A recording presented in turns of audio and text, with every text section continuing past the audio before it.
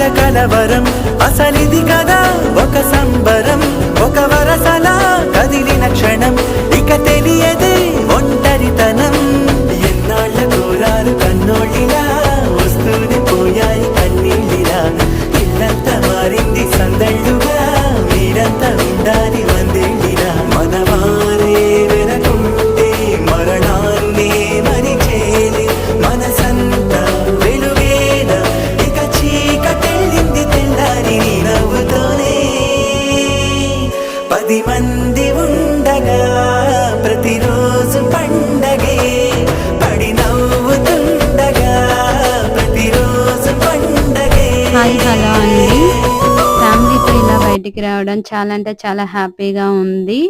అమ్మ నాన్న అందరం కలిసి ఇలా వచ్చాము. ఈ వీడియో గమనించండి, లాస్ట్ లో మా డాడీ మా అమ్మకు పువ్వు పెడుతుండే చూడండి. ఏ పువ్వు పెడతారు? ఈ వీడియో నచ్చిన